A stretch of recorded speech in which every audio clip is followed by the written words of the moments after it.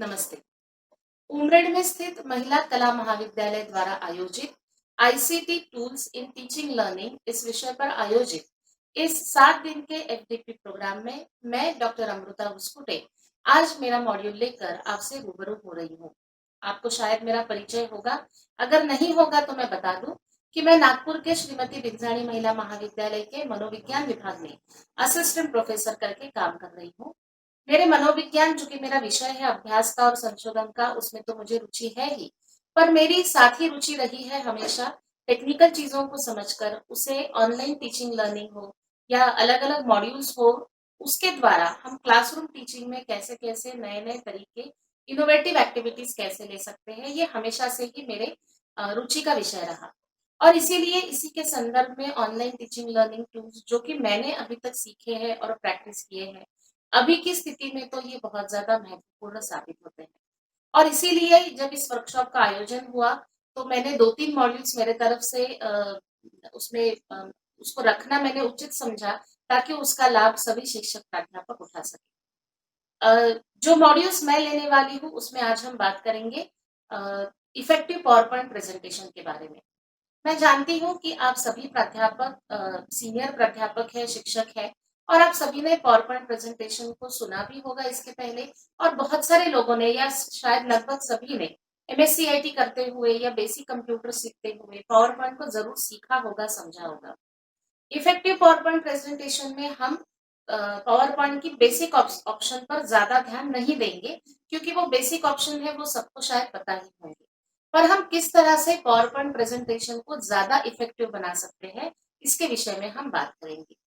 Power point presentation हम तब इस्तेमाल करते हैं जब हमें कोई टेक्स्ट मटेरियल, कोई फोटोज, इमेजेस या वीडियोस या बहुत कॉम्प्लेक्स डायग्राम्स, आकृतियां या कुछ प्रोसेसेस अगर बच्चों को समझानी है हमारे विषय से संबंधित, तो ऐसे में जहां सिर्फ शब्दों में दी गई जानकारी ज्यादा शायद वो ध्यान नहीं रख पाएंगे, लेकिन हम अगर उन्हें ऑडियो विजुअल तरीके से दृक श्राव्य माध्यम से दिखा पाए तो उनकी मेमोरी उस विषय में अच्छी होगी, अंडरस्टैंडिंग बढ़ेगी, ऐसा हमें लगता है।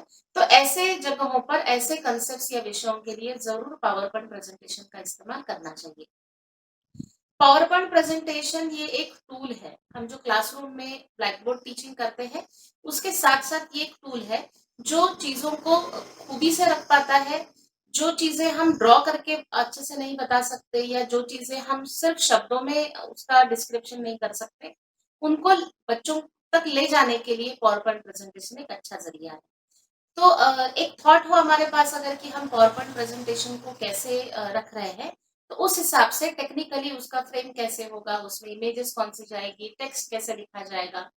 जो पावर पॉइंट प्रेजेंटेशन में बहुत खूबी से हम कर सकते हैं कि एनिमेशन कैसे इस्तेमाल करेंगे, ट्रांजिशन कैसे होगा, अपने विषय के कंसेप्ट या डायग्राम या जो भी कंटेंट है जो आप बताना चाह रहे हैं उसके विषय के अनुसार आप इन सब चीजों का चुनाव कर सकते हैं। पावर पॉइंट प्रेजेंटेशन सिर्फ क्लास में दिखाने के लिए पावर पॉइंट प्रेजेंटेशन करके हम इस्तेमाल नहीं कर सकते, पर हम पावर पॉइंट प्रेजेंटेशन के ही साथ अगर हम नरेशन देते हैं, मतलब हम जो टॉपिक समझाना चाह रहे हैं वो उसके साथ हम रिकॉर्ड करते हैं, तो उसका एक बहुत अच्छा वीडियो ट्यूटोरियल भी बनता है। पावर पॉइंट प्रेजेंटेशन को आप बुक फॉर्मेट में भी बना सकते हैं, जिसको आप पीडीएफ बना के बच्चों को दे सकते हैं। पावर पॉइंट प्रेजेंटेशन में आप एक पैम्फलेट भी डिजाइन कर सकते हैं जिसको आप इमेज पार्ट में सेव कर लो। तो आप जैसे ये कोर्स है या अन्य कोई भी चीजें होती है, कंपटीशन होती है, तो उसका एक सिंपल पैम्फलेट बनाकर भी आप व्हाट्सएप के जरिए या ईमेल के जरिए सब तक पहुंचा सकते हैं। तो इस प्रकार से पावर पॉइंट प्रेजेंटेशन जो है ये आप जितना भी उसमें एक्सप्लोर करेंगे उतने ही अलग अलग तकनीक या तरीके से उसको इस्तेमाल किया जा सकता है। तो मैं अपने तरफ से इस मॉड्यूल में आपको बताना चाहूंगी कि बेसिक ऑप्शन पावर पॉइंट के कौन से हैं। पावर पॉइंट को सीखते समय हम गूगल स्लाइड, जो गूगल ड्राइव का एक टूल है, जैसे गूगल फॉर्म्स है या गूगल शीट्स है, वैसे ही गूगल स्लाइड से हम सीखने की शुरुआत करेंगे। ये हम इसलिए करेंगे क्योंकि कंप्यूटर में पावर पॉइंट प्रेजेंटेशन लेना, फिर एक डिजाइन सेलेक्ट करना, फिर एक टेक्स्ट बॉक्स में मटेरियल लिखना, फिर इमेज इंसर्ट करना या उसे अट्रैक्टिव तरीके से डिजाइन करना, ये शायद कुछ ऑप्शन है जिससे हम बच जाएंगे अगर हम गूगल स्लाइड में काम करते हैं। गूगल स्लाइड बना बनाए टेम्पलेट होता है जिसमें आपको सिर्फ इंफॉर्मेशन डालनी है। उसमें डिजाइन भी काफी अच्छे होते हैं तो जो हमें बहुत सहायता करता है। और कई बार आपको इंग्लिश में बनाना है तो ठीक है, लेकिन हिंदी मराठी में बनाना है तो कंप्यूटर में आपको कृतिदेव या श्री फॉन्ट या मंगल के जरिए उसको टाइप करना होता है। आपने इस कोर्स में सीखा होगा गूगल इनपुट टूल कैसे इस्तेमाल करते हैं, तो अगर आप गूगल स्लाइड में प्रेजेंटेशन बनाते हैं तो गूगल इनपुट टूल के जरिए आप हिंदी मराठी में भी आसानी से टाइप कर सकते हैं। गूगल स्लाइड में प्रेजेंटेशन बनाने के बाद आप उसे डाउनलोड कर सकते हैं और पीपीटी के जैसे कंप्यूटर में इस्तेमाल कर सकते हैं या पेनड्राइव में कहीं भी ले जा सकते हैं। डाउनलोड किया हुआ गूगल स्लाइड का प्रेजेंटेशन जो होता है उस पर भी हम नरेशन डाल सकते हैं, उसका वीडियो बना सकते हैं। तो ये कुछ चीजें आज हम इफेक्टिव पावरपॉइंट प्रेजेंटेशन के मॉड्यूल में सीखने की कोशिश करेंगे, उस पर मैं बात करना चाहूंगी। अन्य भी बहुत सारे उपयोग है पावरपॉइंट प्रेजेंटेशन के, पर इस कोर्स के हिसाब से हम इसे ई कंटेंट डेवलपमेंट तक ही सीमित रखेंगे। मैं आशा करती हूँ कि इफेक्टिव पावरपॉइंट प्रेजेंटेशन का जो मॉड्यूल मैं आपके सामने रख रही हूँ वो जरूर आपके लिए लाभदायक साबित होगा। Thank you. हेलो पार्टिसिपेंट्स, इस वीडियो ट्यूटोरियल में अब हम देखेंगे किस प्रकार से गूगल ड्राइव में जो गूगल स्लाइड्स का एप्लीकेशन होता है उसके बेसिक ऑप्शंस कौन-कौन से हैं। अगर हम एक बार ये सारे ऑप्शंस देख लेते हैं तो आसानी से गूगल स्लाइड में टेम्पलेट लेकर या अगर हम पावर पॉइंट प्रेजेंटेशन में भी प्रेजेंटेशन बना रहे हैं तो क्योंकि लगभग ऑप्शंस एक ही प्रकार के होते हैं गूगल स्लाइड्स में और पावर पॉइंट प्रेजेंटेशन में भी, तो दोनों तरफ से हम प्रेजेंटेशन आसानी से बना सकते हैं। गूगल ड्राइव में अगर मुझे गूगल स्लाइड्स तक पहुंचना है तो सबसे पहले मुझे गूगल ड्राइव ओपन करना है, जिसके लिए आप गूगल में पहले साइन इन कर लीजिए, या आपने अगर ऑलरेडी जीमेल में साइन इन किया हुआ है तो आप गूगल के पेज से ही जहां 9 डॉट्स होते हैं वहां से गूगल ड्राइव में जा सकते हैं। गूगल ड्राइव में जाने के बाद जो न्यू का ऑप्शन होता है जहां से हमने गूगल फॉर्म लेना सीखा है, वहीं से हम गूगल स्लाइड्स के टेम्पलेट भी ले सकते हैं। अब हम देखेंगे किस प्रकार से गूगल स्लाइड्स के बेसिक फंक्शन कौन-कौन से हैं और उनका काम क्या है। हम गूगल ड्राइव को जैसे ही ओपन करते हैं, आपको पता है गूगल स्लाइड्स ये फाइल लेने के लिए हमें न्यू के ऑप्शन के द्वारा गूगल स्लाइड्स का चयन करना होगा। अभी हम ये देखेंगे कि गूगल स्लाइड्स में जो टेम्पलेट्स के ऑप्शन है वो कौन से हैं और उनमें से किसी टेम्पलेट को चुनते हुए हम किस प्रकार से नया प्रेजेंटेशन बना सकते हैं। इस पहले मॉड्यूल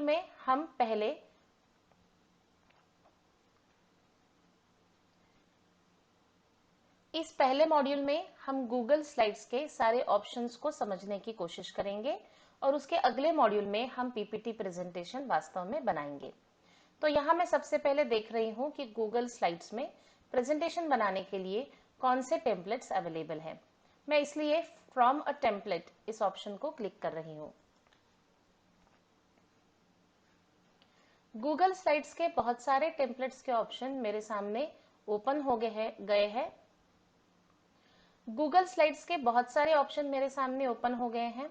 मैं किसी एक टेम्पलेट को चुनकर आगे बढ़ूंगी, फिर हम समझेंगे कि किस प्रकार के ऑप्शंस गूगल स्लाइड्स में हमारे लिए उपलब्ध है। यहाँ एक टेम्पलेट है केस स्टडी, इसे लेकर आगे बढ़ते हैं। इसे चुनने के लिए मुझे इस टेम्पलेट पर डबल क्लिक करना है। डबल क्लिक करने के बाद यह टेम्पलेट जो है गूगल स्लाइड्स में ओपन हो जाता है। ये देखिए इस प्रकार से। कोई भी टेम्पलेट जब भी ओपन होता है, हर टेम्पलेट में हर एक स्लाइड में किसी एक विशेष रचना में टेक्स्ट लिखा हुआ आपको मिलेगा। ये टेक्स्ट इसलिए लिखा हुआ है क्योंकि इस टेम्पलेट के द्वारा आपका प्रेजेंटेशन कैसा लग सकता है इसका आपको अनुमान हो। ऐसा बिल्कुल जरूरी नहीं है कि जो टेक्स्ट यहाँ पर स्लाइड्स में लिखा हुआ है उसी को हम रखना है। हम उसे पूरी तरह से डिलीट करके मॉडिफाई कर सकते हैं। जैसे ही आपका गूगल स्लाइड का कोई भी टेम्पलेट ओपन हो जाता है, आपके राइट हैंड साइड में यहाँ एक स्क्रॉल बार है। इसे स्क्रॉल बार कहते हैं, जिससे हम चीजों को ऊपर नीचे उसी स्क्रीन में ऊपर नीचे कर सकते हैं। तो इस स्क्रॉल बार को अगर आप ऑपरेट करेंगे तो आपको ध्यान आएगा इसमें कुल 8 स्लाइड्स हैं। 8 स्लाइड्स एक के बाद एक बनाकर दी गई है। पहली स्लाइड जैसे ये पूरी तरह से कलर स्लाइड है, जिसमें बड़े अक्षरों में लिखा हुआ है। आप समझ सकते हैं कि आप जिस भी विषय पर प्रेजेंटेशन बना रहे हैं यहाँ उसका टाइटल लिखेंगे आप या कुछ डिस्क्रिप्शन लिखेंगे। जैसे ही हम यहाँ नंबर 2 सेकंड स्लाइड पे बढ़ते हैं, सेकंड स्लाइड की रचना थोड़ी टेम्पलेट में अलग बनाई गई है। हम किसी विषय को जब रखते हैं तो आमतौर पर किसी भी टॉपिक को पढ़ाते समय हम शुरुआत में उसके बुलेट पॉइंट्स या उसके मेन पॉइंट्स कौन से हैं, मेन पार्ट्स कौन से हैं, या उस टॉपिक में सबसे इंपॉर्टेंट चीजें कौन सी है, उसको पहले हम एक प्रस्तावना उसकी रखते हैं। तो इस प्रकार से जानकर इस दूसरे स्लाइड में इस प्रकार से 3 बॉक्सेस दिए गए हैं कि इसमें हम कुछ महत्वपूर्ण चीजों को पहले लिखेंगे, सुनने वालों को पहले बताएंगे कि हम कौन से विषय पे बात करने वाले हैं, फिर अगले स्लाइड से शायद हम उसे एक के बाद एक एक्सप्लेन करने की शुरुआत करेंगे। तो इस प्रकार से सेकंड स्लाइड में पहले ही कुछ इंपॉर्टेंट चीजें रखने के लिए इस प्रकार से बॉक्सेस दिए गए हैं। इस भी रचना को हम पूरी तरह से बदल सकते हैं, यह हम कृपा कर ध्यान रखेंगे। ऐसा बिल्कुल जरूरी नहीं है कि हम टेम्पलेट को पूरी की पूरी तरह वैसे ही फॉलो करें, ठीक है। अब गूगल टेम्पलेट की ये तीसरी स्लाइड देखते हैं। यहाँ भी स्लाइड की रचना अलग की गई है। यहाँ पर 3 एरो की कुछ इंफॉर्मेशन 3 एरोज में बताई गई है। हम कई बार इस प्रकार के एरोज तब बताते हैं जब हमें कोई प्रोसेस एक्सप्लेन करनी होती है। मतलब सबसे पहले कौन सी प्रक्रिया होती है, उसके बाद सेकंड प्रक्रिया क्या होती है, फिर फाइनल आउटपुट क्या होता है। इस प्रकार से अगर हमें कोई प्रक्रिया एक्सप्लेन करनी है जिसमें एक निश्चित क्रम है, तो कई बार इस प्रकार के एरोज इस्तेमाल करना ठीक रहता है। तो अगर ऐसी कुछ इन्फॉर्मेशन है तो आप यहाँ पर उसे डाल सकते हैं। चौथी स्लाइड देखेंगे तो यहाँ पर कुछ मेन हेडिंग दिया है जिसका कुछ एक्सप्लेनेशन यहाँ लिखा हुआ है। इस तरीके से भी आप अपने इंफॉर्मेशन को प्रेजेंट कर सकते हैं। ये सारे नमूने हैं कि प्रेजेंटेशन कैसे दिख सकता है, कैसे बन सकता है। और आखिर में जो स्लाइड है फिर से पूरी तरह से कलर दी गई है और बड़े अक्षरों में कुछ इसका एंडिंग टॉपिक या कुछ होगा या कुछ सूचना होगी अंत में, या कई बार फीडबैक होता है, कुछ कभी हम थैंक यू लिखते हैं। इस प्रकार से इंफॉर्मेशन आप आखिरी स्लाइड में लिख सकते हैं। तो ऐसा कुछ एक थीम सोचकर ये टेम्पलेट बनाया गया है। आपके टॉपिक को अगर ये सूट करता है तो आप इसे ले सकते हैं। आप अन्य भी टॉपिक, अन्य भी थीम या टेम्पलेट कोई ले सकते हैं, या आपको अगर ये पसंद है लेकिन इसमें कुछ चेंजेस आवश्यक है तो वो भी आप कर सकते हैं। तो इस प्रकार से हमने कोई एक टेम्पलेट ओपन कर लिया है। अगर आपको ब्लैंक डॉक्यूमेंट में से भी प्रेजेंटेशन बनाना है तो ब्लैंक डॉक्यूमेंट में जो पहली स्लाइड आएगी वो ब्लैंक आएगी, पूरी तरह से व्हाइट होगी, उस पर कुछ भी लिखा नहीं होगा, टेक्स्ट बॉक्स नहीं होगा, कुछ नहीं होगा। वो सब हमें उसमें डालना है, फिर एक एक स्लाइड हम बनाते बढ़ाते जाएंगे और प्रेजेंटेशन को भी आगे बढ़ाएंगे। किंतु टेम्पलेट में अगर कुछ चीजों का ढांचा पहले से बना के दिया होता है तो बहुत सारे फंक्शंस हमारे बचते हैं। जैसे ऐसी इन्फॉर्मेशन लिखने के लिए हमें ये जो आपको स्क्वायर एक बॉक्स दिख रहा है इसे टेक्स्ट बॉक्स कहते हैं, जिसके अंदर आप टेक्स्ट टाइप कर सकते हैं। तो हमें यहाँ इंसर्ट में जाकर, यहाँ देखिए ऊपर कुछ ऑप्शन है, उसे तो हम समझेंगे ही, पर अभी के लिए यहाँ इंसर्ट में जाकर हमें एक टेक्स्ट बॉक्स लेना पड़ेगा, फिर उसको यहाँ पर ड्रैग करना पड़ेगा, फिर उसमें इंफॉर्मेशन लिखनी पड़ेगी। अगर आप इस प्रकार से कुछ डायग्राम या टेबल बनाना चाहते हैं तो जाकर आपको इसमें टेबल इंसर्ट करना पड़ेगा, फिर उसे कलर करना पड़ेगा, फिर उसमें लिखना पड़ेगा। इस प्रकार की एरो की डायग्राम भी आपको लेनी पड़ेगी, डालनी पड़ेगी। तो ऐसे बहुत सारे काम जो है हमारे टेम्पलेट लेने से बच जाते हैं। सिर्फ हमें करना यह है कि हम टेम्पलेट को अपने टॉपिक के हिसाब से हमें ढालना है और वही टेक्स्ट लिखना है जो हमारे टॉपिक के संबंधी है। अब हम देखते हैं कि एक एक करके इसके ऑप्शंस क्या हैं। यहाँ पर सबसे ऊपर, क्योंकि हमने केस स्टडी थीम ली थी, ये आपको याद होगा, ये पहली स्लाइड में लिखा हुआ है केस स्टडी, तो यही इस फाइल का नाम है। यहाँ क्लिक करके ये केस स्टडी जो लिखा है उसे सिलेक्ट करके हम अपना फाइल का नाम भी इसे दे सकते हैं। फिर पहला ऑप्शन आता है फाइल। जैसे सभी जगहों पर फाइल का ऑप्शन होता है, आपको कुछ नई स्लाइड, नया प्रेजेंटेशन लेना है, डाउनलोड करना है, कॉपी बनाना है, सेव करना है, आपको डिलीट करना है, तो ऐसे कुछ ऑप्शन जो है वो आपके स्लाइड में आते हैं। यहाँ शेयर का भी ऑप्शन है, यहीं से आप इसको शेयर भी कर सकते हैं। अन्य ऑप्शन भी लिंक शेयरिंग के आपको मैंने बताए हैं। अब फाइल के अगर आगे बढ़ते हैं तो एडिट का ऑप्शन है, इसमें cut, copy, paste, paste without formatting, undo. Undo वो होता है कि मैंने कुछ एक बार लिख दिया, फिर मुझे ऐसा लगा ये ठीक नहीं है, मैंने उसे डिलीट कर दिया, पर मुझे लगा अरे नहीं गलती से डिलीट हो गया, मुझे वो चाहिए, तो वहां पर आप अंडू, एडिट में जाकर अंडू का ऑप्शन करेंगे तो वो चीज वापस आ जाती है। इसके लिए आप कंट्रोल जेड ये शॉर्टकट भी इस्तेमाल कर सकते हैं। मतलब माउस से आप एडिट में जाएंगे, फिर एडिट से अंडू में जाएंगे, उसे छोड़ आप डायरेक्टली अगर कीबोर्ड से कंट्रोल दबाकर जेड दबाते, उसे कहते हैं शॉर्टकट, तो वो भी ऑप्शन अप्लाई हो जाता है। व्यू में आप अलग अलग चीजों को व्यू कर सकते हैं, मतलब आपका प्रेजेंटेशन कैसे दिखेगा। उसके रूलर होते हैं जो मार्जिन की जो स्केल होती है, या उसका अगर आप स्नैप टू लेते हैं तो आपको ग्रिड के हिसाब से, कभी डायग्राम वगैरह देनी है तो ग्रिड की आवश्यकता हो सकती है। इस प्रकार से आप पूरी तरह से फुल स्क्रीन है या कुछ भी है अपने प्रेजेंटेशन को व्यू कर सकते हैं। हमें ज्यादा काम होता है इंसर्ट इस मेनू का। इंसर्ट ये मेनू हमें वो सारी चीजें प्रेजेंटेशन में इंसर्ट करने के लिए स्कोप देता है जो हम प्रेजेंटेशन में डाल सकते हैं। जैसे प्रेजेंटेशन में हम इमेज डाल सकते हैं।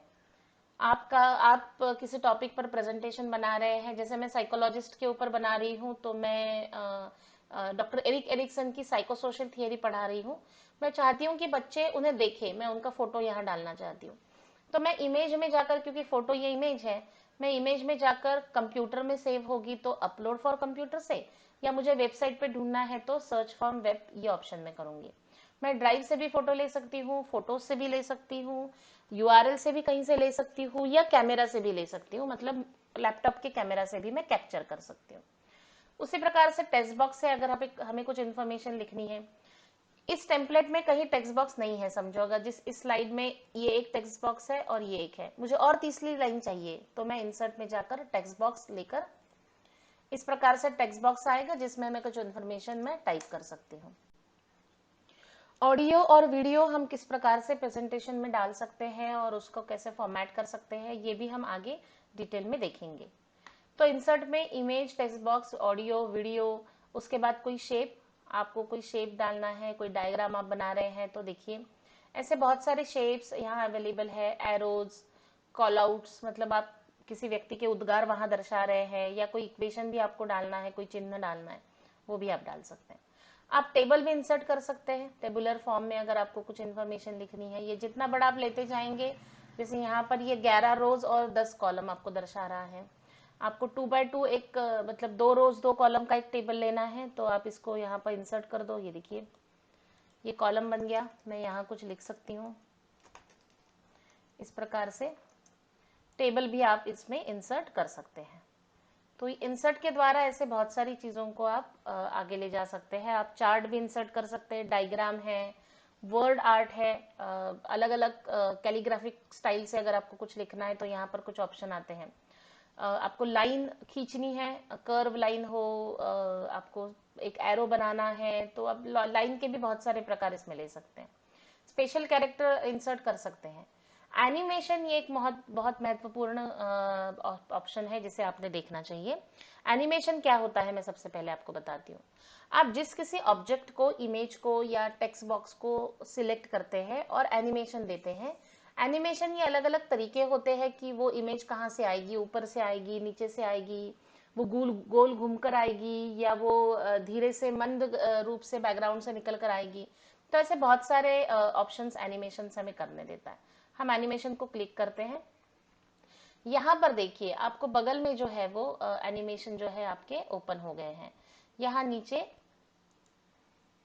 एनिमेशन बताए गए हैं, ये देखिए फेड इन, फेड इन यहाँ पर बताया गया है। तो हम एक काम करते हैं, हम इस टेबल को तो हटा देते हैं, हम इस टेक्स्ट बॉक्स को सिलेक्ट करके एनिमेशन देने की कोशिश करते हैं, ठीक है। देखिए यहाँ पर फेड इन, फेड आउट, मतलब वो आएगा और चला जाएगा, ठीक है। प्ले,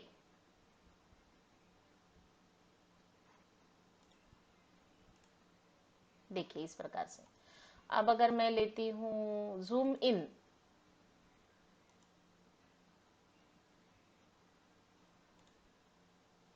छोटे अक्षरों में पहले वो आया, उसका आकार छोटा था, धीरे धीरे वो बड़ा हुआ, उसने जूम किया, टेक्स्ट क्या हुआ, जूम हुआ। अब मैं एक और ऑप्शन लेती हूँ, जूम इन के बाद है स्पिन, स्पिन का ऑप्शन लेती हूँ मैं। जैसे ही नीचे प्ले करके देखती हूँ वो प्ले होगा, ये देखिए पूरी तरह से वो टेक्स्ट बॉक्स घुमा। तो इस प्रकार से आप इमेज या टेक्स्ट बॉक्स को चुनकर उसे कोई मोशन मूवमेंट उसे कोई दे सकते हैं, या उसके आने जाने का कोई तरीका देख सकते हैं। इस प्रकार से आप एनिमेशन दे सकते हैं। तो ये जो है इंसर्ट में इतनी सारी चीजें हैं। फिर आते हैं फॉर्मेट में। फॉर्मेट में आप टेक्स्ट को अलाइन कर सकते हो, आप टेबल बना सकते हो, टेबल को फॉर्मेट कर सकते हो, कलर दे सकते हो। तो ऐसे बहुत सारे फॉर्मेटिंग के ऑप्शंस इसमें होते हैं। स्लाइड में आप जाएंगे तो नई स्लाइड लेना, new slide, duplicate slide, slide को डिलीट कर दो, स्किप कर दो, मतलब है लेकिन प्रेजेंटेशन में दिखाना नहीं उसको, उसका बैकग्राउंड चेंज करना, लेआउट लेना है।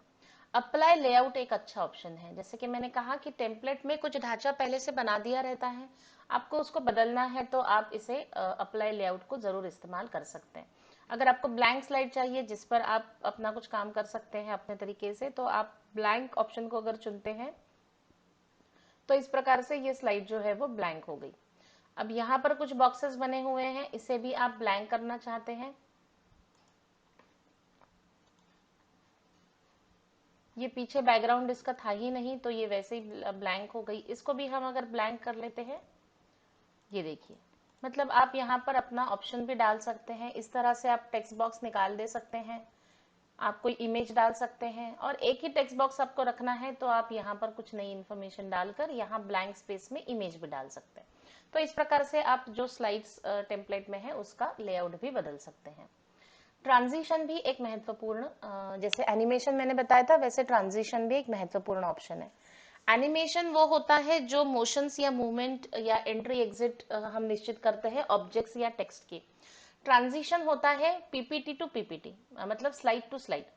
एक स्लाइड जाकर दूसरी स्लाइड आपके प्रेजेंटेशन में किस प्रकार से आएगी वो ट्रांजिशन पे आधारित होता है। जैसे यहाँ पर अगर मैं इसे ट्रांजिशन देती हूँ डिजॉल्व, देखिए, और मैं प्ले करती हूँ तो ये एक स्लाइड पूरी तरह से डिसॉल्व होकर उसके सामने नेक्स्ट स्लाइड जो है वो आ रही है। अगर मैं इसमें ऑप्शन लेती हूँ, अगर मैं डिसॉल्व की जगह ऑप्शन लेती हूँ क्यूब, एक स्लाइड में दूसरी स्लाइड में जो है वो क्यूब का ट्रांजिशन दिखेगा। ये ट्रांजिशन बहुत अच्छा काम करता है। देखिए आप इसे देखेंगे तो अप्लाई टू, एक मिनट, इसे पहले स्टॉप कर देते हैं। यहाँ पर मैंने सारी स्लाइड्स को सिलेक्ट कर लिया है, यहाँ लेफ्ट हैंड साइड पे आप देख सकते हैं। और मैंने यहाँ पर जाके मैंने अगर क्यूब, इस ट्रांजिशन को अगर मैंने चेक कर लिया या उसे मैंने सिलेक्ट कर लिया, नीचे ऑप्शन आया है अप्लाई टू ऑल स्लाइड्स, इसे भी मैंने क्लिक कर दिया। तो अभी जो है पूरी स्लाइड्स में उसी प्रकार का ट्रांजिशन आ गया है। अब मैं देखती हूँ कि मेरा प्रेजेंटेशन कैसे दिखेगा।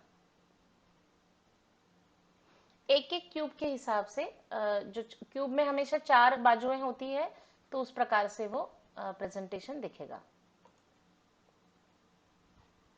प्रेजेंटेशन देखने के लिए हम यहाँ प्रेजेंट का ऑप्शन दबाएंगे। ये देखिए कितने सुंदर तरीके से एक क्यूब की एक बाजू अंदर जा रही है और दूसरी जो साइड है वो हमारे सामने आ रही है। कितना सुंदर लग रहा है। आप अगर किसी टॉपिक आपका ऐसा है कि जिसके विभिन्न भाग है तो आप इस प्रकार से इस क्यूब ट्रांजिशन को आप इस्तेमाल कर सकते हो, बहुत ही सुंदर लगता है। ये नया ट्रांजिशन का ऑप्शन है और बहुत बार ये पीपीटी में नहीं होता है हमारे कंप्यूटर में, और आपको यहाँ पर मिल रहा है गूगल स्लाइड्स में। यहाँ मैंने गैलरी का ऑप्शन ले लिया है। तो गैलरी में जैसे एक के बाद एक ऑप्शंस आते हैं, फोटो एक दूसरे के बाद एक सरकती है, उसी प्रकार से देखिए यहाँ पर ऑप्शंस हमको दिखाई देंगे। हम लास्ट स्लाइड में थे, मैं पहले चले जाती हूँ, नहीं अप्लाई स्लाइड्स करना आवश्यक है। उसी प्रकार से अगर मैं गैलरी का ऑप्शन लेती हूँ और अप्लाई टू ऑल स्लाइड्स करती हूँ, अप्लाई टू ऑल स्लाइड्स कर दिया मैंने। आप देखते हैं प्रेजेंटेशन कैसे दिखता है। गैलरी की जगह कि एक गैलरी है उसमें से एक एक फोटो जैसे सामने आती है वैसे एक एक स्लाइड जो है आपके सामने आ रही है। तो ऐसे बहुत सुंदर ट्रांजिशन के ऑप्शन हैं, आपने सारे ट्रांजिशन के ऑप्शन जरूर ट्राई करने चाहिए। टॉपिक के हिसाब से कैसा टॉपिक है, इंफॉर्मेशन किस प्रकार से रिवील होनी चाहिए, ये देखकर आप ट्रांजिशन जरूर दे सकते हैं। अरेंज में आपको जो टेक्स्ट है उसे अलाइन करना है, पेज के सेंटर में लाना है, ऑब्जेक्ट है उसे रोटेट करना है, तो इस प्रकार के ऑप्शंस यहाँ है। ग्रुप और अनग्रुप के ऑप्शन भी बहुत इंपॉर्टेंट। ग्रुप मतलब होता है दो अलग अलग ऑब्जेक्ट्स को या टेक्स्ट बॉक्स को एक साथ जोड़ना। जोड़ना कैसे, वो रहेंगे अपनी अपनी जगह पर वो एक दूसरे से अलग हिलेंगे नहीं। कई बार प्रेजेंटेशन में हम टेक्स्ट बॉक्सेस बनाते हैं, फिर बाद में वो इधर उधर चले जाते हैं, डायग्राम बनाते हैं तो छोटे छोटे शेप्स इधर उधर चले जाते हैं। तो शेप्स अगर इधर उधर चले जाए तो डायग्राम का कोई महत्व नहीं रहता, क्योंकि जो जगह जिस जगह पर जो चीज होनी चाहिए वैसी चाहिए। तो ऐसी स्थिति में उन सारे ऑब्जेक्ट्स को एकत्रित करके सिलेक्ट करके आप ग्रुप कर सकते हो। आपको ऑब्जेक्ट्स आपने ग्रुप किए थे, अब आपको वो अलग करने हैं, उसमें से कुछ बदलने हैं, तो आप अनग्रुप करके उन्हें सिंगल सिंगल हैंडल भी कर सकते हो। उसी प्रकार से टूल्स में स्पेलिंग चेक है आपके लिए ऑप्शन, डिक्शनरी भी है, एक्सप्लोर भी है, आप स्लाइड्स को और ज्यादा उसमें कुछ खोज सकते हो। लिंक्ड ऑब्जेक्ट कुछ आप इसमें लिंक कर सकते हो। डिक्शनरी है, क्वेश्चन आंसर हिस्ट्री है, ये सब पावर पॉइंट के बारे में है। वॉइस टाइप स्पीकर नोट्स, ये बहुत इंपॉर्टेंट है। जैसे हमने प्रेजेंटेशन गूगल डॉक में हमने वॉइस टाइपिंग के जरिए मैटर टाइप करने के बारे में सीखा था, वैसे यहाँ वॉइस टाइप स्पीकर नोट्स है। स्पीकर नोट्स वो होते हैं प्रेजेंटेशन दिखाते समय आप जो चीजें उसके साथ बोलना चाहते हैं वो नोट्स आप इसके साथ टाइप कर सकते हैं। जब आप प्रेजेंटेशन दिखा रहे हैं, आप रिसर्च पेपर का प्रेजेंटेशन आपका हो रहा है, तो प्रेजेंटेशन आप बना रहे हैं, तो रिसर्च प्रेजेंटेशन का जो जो स्लाइड चल रहा है उसके साथ आप क्या बोलना चाहते हैं उसके स्पीकर नोट्स आप उसी के साथ टाइप कर सकते हो। स्क्रिप्ट एडिटर भी है, ये थोड़ा ज्यादा टेक्निकल है। Preferences, accessibility setting, accessibility setting मतलब प्रेजेंटेशन आपका कौन एक्सेस कर सकता है वगैरह। तो ऐसे सारे जो ऑप्शंस है वो पीपीटी स्लाइड्स में अर्थात गूगल स्लाइड्स में होते हैं। गूगल स्लाइड टेम्पलेट से अगर हमने लिया है तो उसे हम जिस टॉपिक पर बना रहे हैं उससे सेव करना आवश्यक है। फिर टेम्पलेट हमें जहां जिस प्रकार से बनाना है उस प्रकार से टेम्पलेट बदलना है। हम जिस टॉपिक पर प्रेजेंटेशन बना रहे हैं वो इन्फॉर्मेशन यहाँ टाइप करना, यहाँ कहीं से टाइप थे ऑलरेडी तो कॉपी पेस्ट करना यहाँ लाकर, ऐसे बहुत सारे ऑप्शन आपको करने पड़ेंगे। एनिमेशन ट्रांजिशन देना है और उसके बाद ये अपने आप सेव हो जाएगा। प्रेजेंटेशन टेम्पलेट जब हम लेते हैं तो उसका कुछ बैकग्राउंड थीम होती है, उसको भी आप बदल सकते हैं। यहाँ पर है चेंज बैकग्राउंड, यहाँ पर है लेआउट, यहाँ पर है थीम और यहाँ पर है ट्रांजिशन। तो ये शॉर्टकट इसके यहाँ भी दिए गए हैं।